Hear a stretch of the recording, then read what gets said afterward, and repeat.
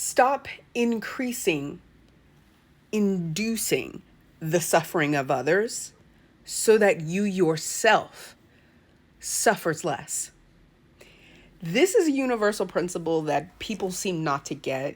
I've been working on a series of content for you all because there's this mass confusion around the art of seeking forgiveness from something else. Complex topic that I want to make simpler for you all. But first things first, you must grasp the concept that you must stop making others suffer so that you can find less suffering for yourself. If humanity is going to move on, you must grasp this. Another way to think of it is stop inducing the suffering of another so as to prevent your future suffering or perceived suffering. When you're little, you learn this. Miserable people try to make others miserable. They seek to pass through their suffering and somehow alleviate this suffering by inducing the suffering of others. Gonna keep it there on Controversial Tuesday. Again, stop trying to alleviate your own suffering by inducing the suffering of another. Doesn't matter how many times you go to someone else and you ask them to forgive you. This process doesn't cleanse you. It doesn't wash you. It doesn't make you any better. Do you want to know how we understand this?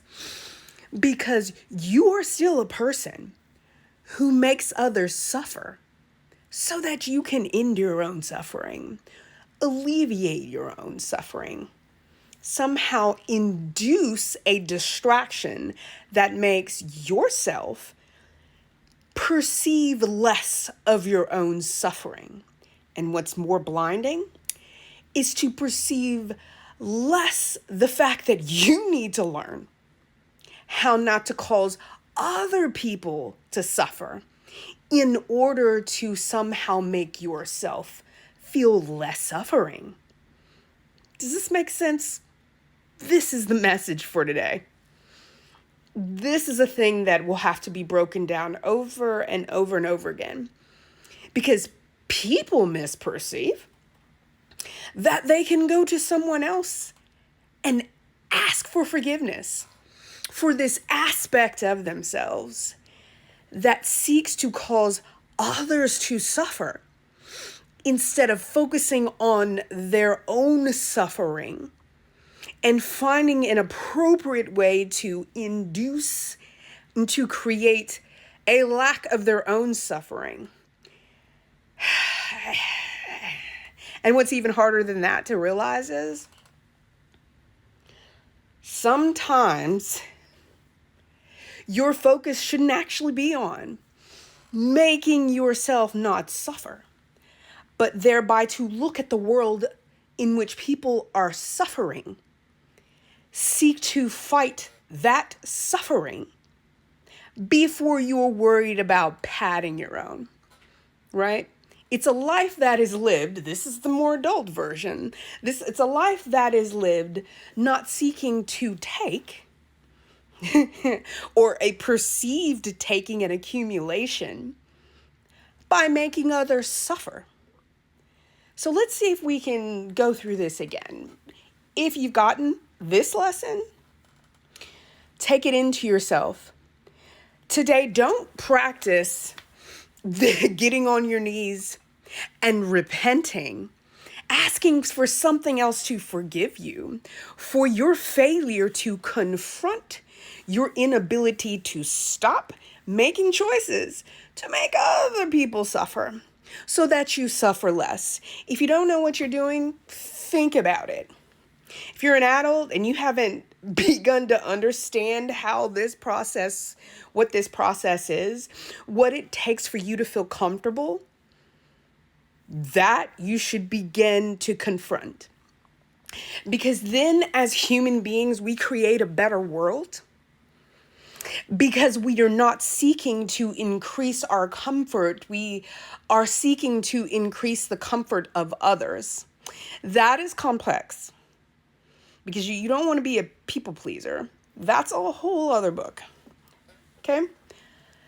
And there is a lot of data and stuff written about that. But let's keep this extremely simple because the world will keep turning no matter how many of us kill, steal, and destroy and in the lives of another, increase the suffering of others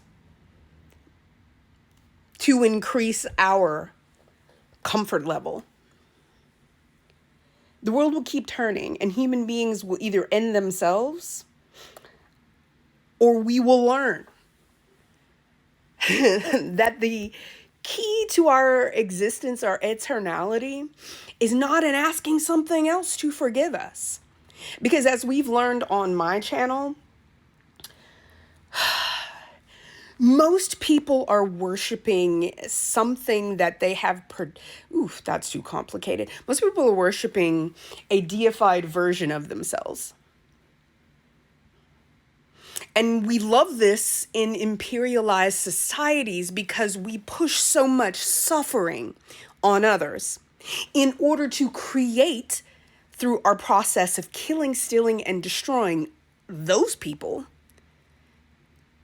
Through that process, we are trying to increase our comforts in access to things that we desire to have cheaper, less expensive, etc. That's why I tell you, you must stop trying to increase your comfort by inducing the discomfort of others, the annihilation of other people. This will be incredibly difficult for people to accept. And even now, your cognitive dissonance has kicked in, and you are thinking more about the hideousness of my sweater and the weird cheapness of my shirt that I have on as I sit in my home office instead of what I'm saying. Or others of you are just writing it down because you want to take it and make your own videos. Don't. Because you will not understand it at the levels and the depths that you need to understand this lesson until you live it. Until you stop in your daily life and in how you speak to and treat others, inducing their suffering so that you can increase your comfort, stop repenting. I mean, it is wild how people have created these entities that they go to forgive them of things that should not be forgiven of. And by this act of continually doing this year after year in imperialized societies, has participated in all manner of avoidance of all manner of evils that they participate in, and thereby vitiating and destroying the actual efficacy of any kind of religious experience, and thereby mocking the things that they believe in. That's why I say, if you cannot and you refuse to stop inducing the suffering of others in order to increase your own comfort and decrease the level of your own suffering, repentance is futile. I'll put this at the end of this because most of you won't watch it. Repentance is futile. And it is the greatest cosmic joke that you all participate in because you go to a God who really reflects a deified version of yourself and you ask you to forgive you instead of just freaking being better.